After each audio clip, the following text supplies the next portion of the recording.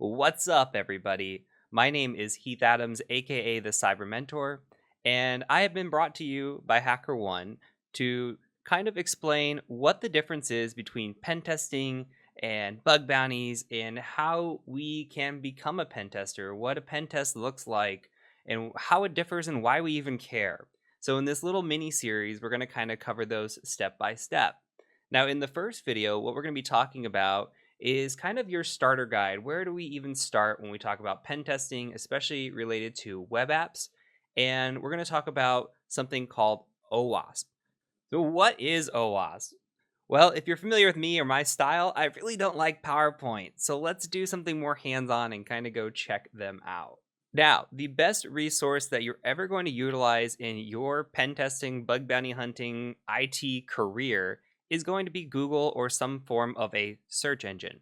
So I'm going to use Google here as an example, and I've just got a page out, and we're just going to say OWASP. And we're going to build upon this search query, and we're going to kind of talk about it.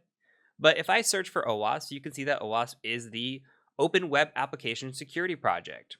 So what they do is they put out all sorts of resources related to web application security, web application pen testing, etc.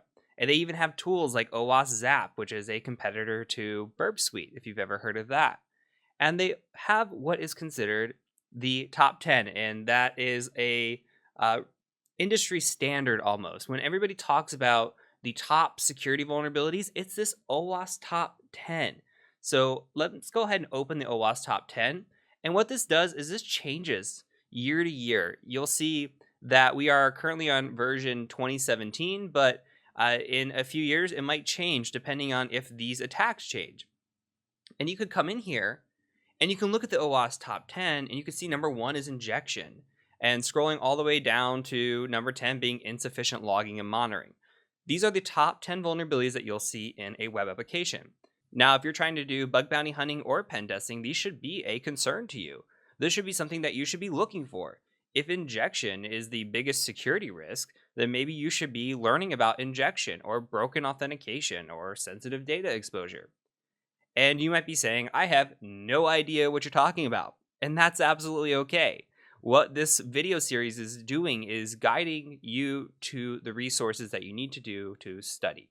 Before we dive into the resources available to you, I quickly want to cover the OWASP top 10 at a very, very high level, just so that you have a basic understanding of what each of them are. So let's start with injection. Now, injection in most basic of terms means that we can send over some sort of user input to an application, and the application is not going to properly sanitize that input. So we can malform the request that we're making and potentially have benefit to us as an attacker. What I mean is we have different types of injection too. So with SQL injection or no SQL injection or OS injection, say for example, we have SQL injection. Well, if we have SQL injection and we can enter in malicious data and it's not being sanitized properly, then we can maybe perform a SQL query and we can gain access to a database or log into a website, pull down sensitive information.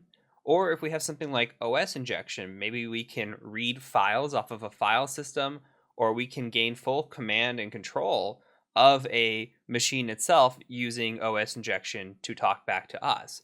There's a lot of different things that we can do with injection. The very basic term is just to think about we're putting in data where we shouldn't be allowed to put in data. And it's because the interpreter of the application is not sanitizing it first.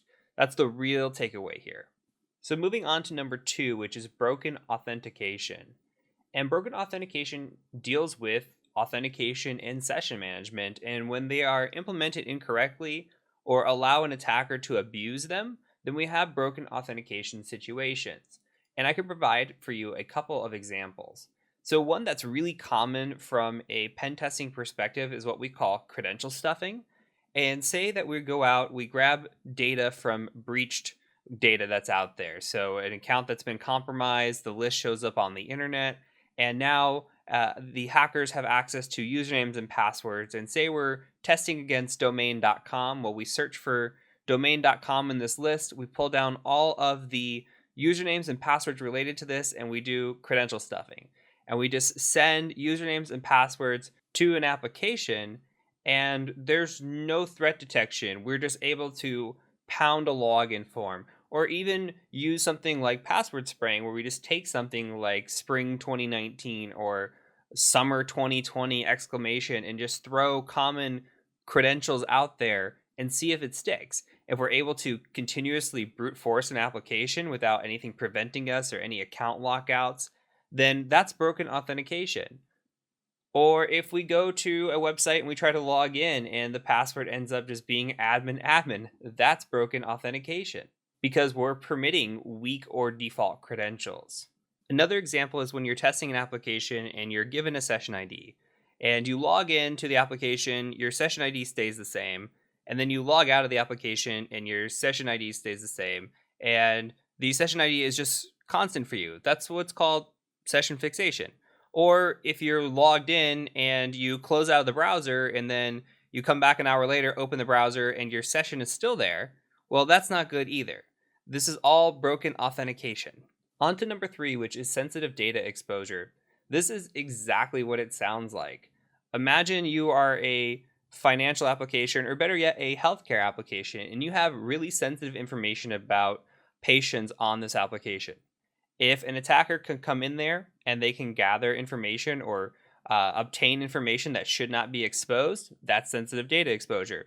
If you're a corporation and you're processing credit cards and an attacker can come in and grab credit card information, then that is sensitive data exposure. So any data that is not properly protected, especially sensitive data, falls under number 3, which is sensitive data exposure. Number 4 on this list is XML External Entities, also known as XXE, which is one of my favorite vulnerabilities. And if you ever watch Stoke, you know that's one of his favorite vulnerabilities too. Now, what is it? Well, if you have the ability to, say, upload XML into an XML processor, which then evaluates your entity references, you could potentially get malicious with that.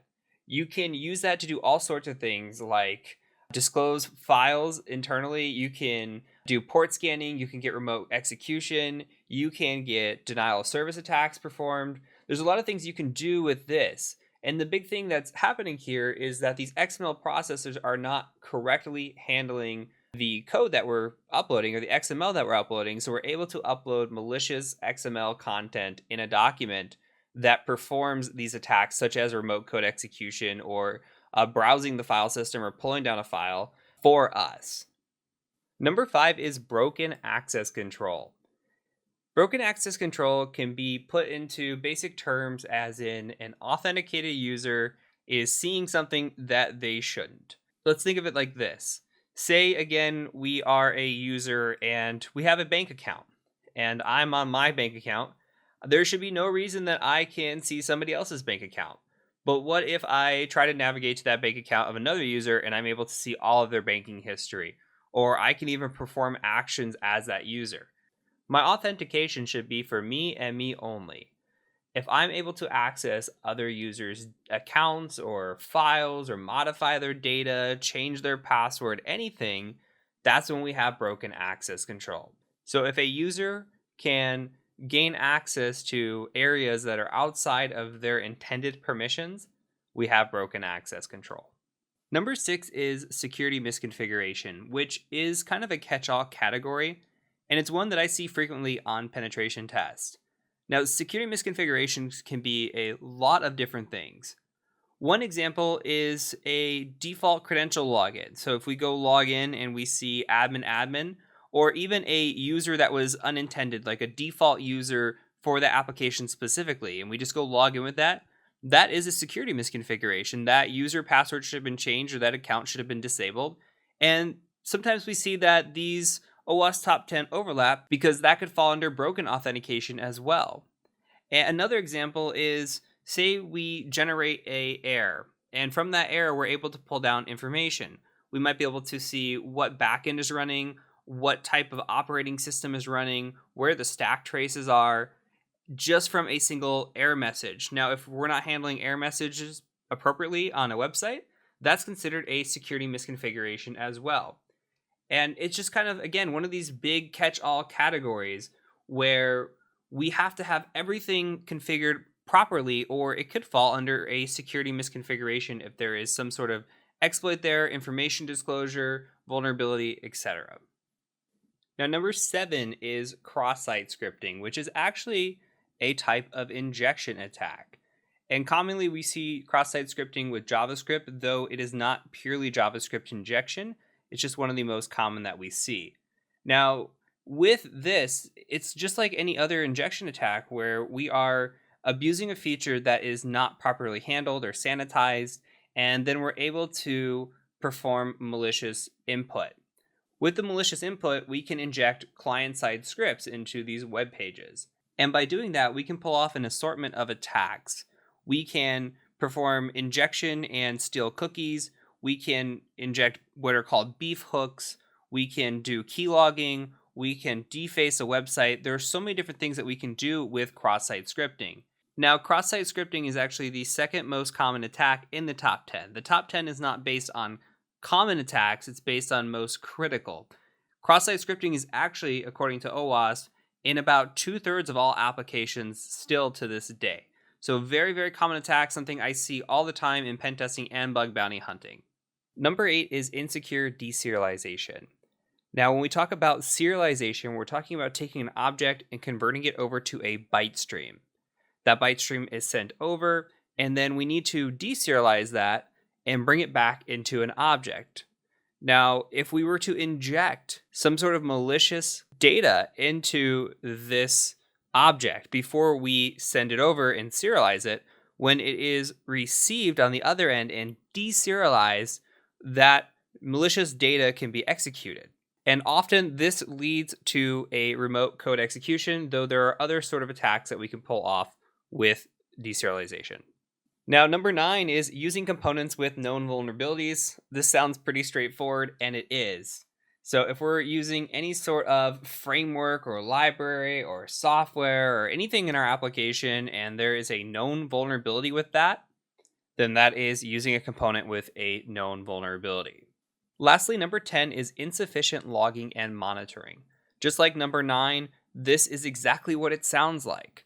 Now imagine an organization out there that is not performing logging or not monitoring any sort of attacks against their system. If an attacker gets in, how are they going to know?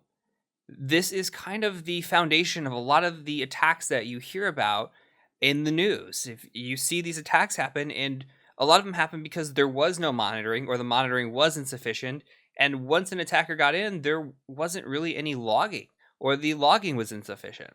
So this is a big, big deal and something that we see all the time in the industry. So it's important to note when we're doing an engagement that we check for logging, we check for monitoring. If I'm testing against a web application, I'm going to ask my client to let me know if they see any sort of traffic coming from me, if they have any sort of alerting, if they can see in their logs that I was there, because I want to make sure that they are sufficiently logging and sufficiently monitoring their application. So this is a big deal, especially when it comes to real world situations. Now from here, let's go ahead and move on and talk about resources. So the first resource you should be aware of is OWASP. OWASP is the foundation that everybody uses for their bug bounty, pen testing, etc. So what you're going to do now is you're going to kind of break into these. So let's say you're curious about injection. We can just click on injection. And you come in here and it says, hey, what is injection? What are the threat agents, attack vectors? What are the security weaknesses? What's the impact? You can come in here, you can look at different scenarios like a SQL injection here. And there's all different sorts of cheat sheets related to injection. So you can come in here and learn about all the different things. OWASP is a fantastic resource that goes so deep. So what I want you to do now is I want to kind of point you into directions on how we actually utilize OWASP with testing, and we'll get to resources here in a little bit on how you can learn these from a more hands-on perspective. So let's click on the next tab. And all I've searched in this tab is the OWASP testing guide. Now there are a few different testing guides. You could see one came up for mobile app testing, and there's one for web security testing. And I'm going to kind of guide you in these general directions and let you do a little bit of your own research, but I want to give you a good foundation to start with. So what we're after here is let's start with the OWASP Web Security Guide. So if we open that and we come here, we can see that we're brought to this page. It says, hey, this is the OWASP Security Testing Guide. And you can kind of look through it. And if we click around and we say release versions, we can click on 4.1 PDF. And we click into that. And you see you're brought to this PDF here that's 475 pages. And if we scroll through this whole thing, oh man, it teaches you all the different ways to test an application. And I'm going really fast, but I'm going to show you something here shortly. So let's say that we want to make this a little bit more digestible. Well, if you go out to Google and you search something, let's go back to Google here. We say OWASP testing guide, and then we'll just say, let's do this V4 checklist. They're currently working on V5, so you can put V5 in. And if you go to this first link here, or any of these links that you'll find, like this WSTG was one that I found as well, or this WISEC GitHub, any of these are fine. There's an Excel document that you can download, or an Excel spreadsheet, I should say, that you can download. When you open that Excel spreadsheet, it looks something like this. Let me bring this over. And look, this is the V4 testing guide. Okay, and we come in here and it says, hey, these are all of the things that you should be checking when you're doing a pen test against an engagement. Now, we'll talk a little bit later in future videos on why this differs from bug bounty hunting, and how what you might look for in a pen test might not be the same thing you're looking for on a bug bounty. But a lot of these do overlap and are important to know. So if we take this checklist and we say the very first thing, we say, okay, conduct search engine discovery and reconnaissance for information leakage. And it tells you a little bit of a description of what it is. And I'll make this bigger just in case we can't see it. And it says, okay, here's some tools that you can use. You can use Google Hacking, SiteDigger, Shodan, etc. And you might not know what any of these are. That's okay. What we can do is we could say, conduct search engine discovery. I'm just going to copy this. And what I'm going to do with that is I'm going to go do a Control F over here. I'm going to come to the PDF, Control F, and I'm going to try to find this. And I'm going to search it again, and here we go. So here's a whole topic related to it. It gives you a much longer summary. Let's make this a little bigger, shall we? So it gives you an entire summary. It says, hey, here's the ID. This might even be an easier way to search for it. It's just search based on the ID that we have in the Excel spreadsheet. And then we can come in here and we can say, okay, well, here's the summary. Here's the test objectives. And here's how to test it. And it says, okay, you can use different search engines. You can use search operators. Look, this is teaching you step by step on how to do this. And it goes every one of them. So here's fingerprinting web server, which if you look at the next step, guess what it is? Fingerprinting web server. So this guide is the resource of resources that you should be utilizing. And to put this into perspective, I never perform a penetration test against a web application without using this checklist. My reasoning behind that is, I have a methodology, I have a good understanding of web applications, and I know how to pen test against them. However, if we look at this spreadsheet, there are 120 some odd different vulnerabilities that we need to test for, or just things that we need to look at. My brain might not remember all 124 of those, or whatever the actual list count is. It might remember half of those. It might remember 75% of those. It might even remember 99% of those, but I might leave one off. And you never know what you're going to leave off. And an example of that is, when I was very, very beginner, sitting and shadowing somebody that we were testing an application. And his methodology was to go through the application, test it, and then come back to his checklist. And that is actually my methodology as well. I'll do it by feel, and then I'll go back and see what I missed. So when he went through it, we were wrapping it up maybe in the last couple hours, going through his checklist, checking things off, and he gets to something and he says, I didn't test this. So we go back and we look at what was actually a registration form. And in the registration form, when we signed up and intercepted this traffic, there was a hidden parameter that we could set that said, is admin. Now, this sounds ridiculous, but it's true. It said, is admin false on registration? Well, what if we intercepted that and said, is admin true? And we did. And we created an admin account and took over the whole application. Now, why is that important? Well, that's something that we would have missed. We never thought about this. We looked at what we thought the whole application was, but you sometimes get overwhelmed and forget the basics. or forget just something like that along those lines. So it's always good to refer to your checklist, and it's always good to refer to the PDF. Maybe there's something in here that you do not know how to do. You can go look at your PDF and kind of guide yourself through it. So every single time I do a pen test, I come through here, I make sure I fill this out, I make my remarks. That way I am thorough and I do not miss a single thing, because missing one single thing could be the difference between a secure web application and an insecure web application. So you need to make sure that you're checking everything.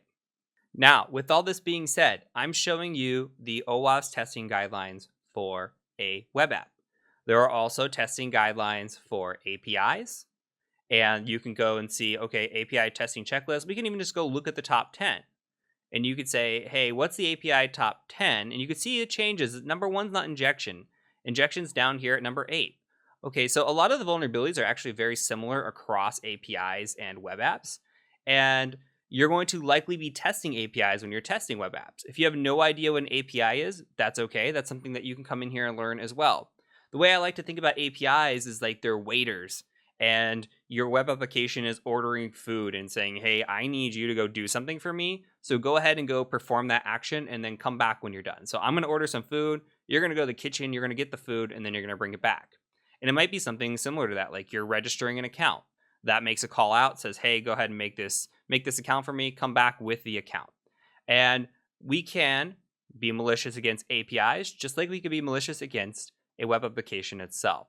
So understand that there's a checklist out there for APIs. There's also, guess what, a checklist out there and testing guide for mobile. So if we come across here, look, there is a mobile security guide. If you've never tested mobile before, absolutely okay. But you can come in here and they've got an Android testing guide, iOS testing guide, and this is a 535-page document. These are serious.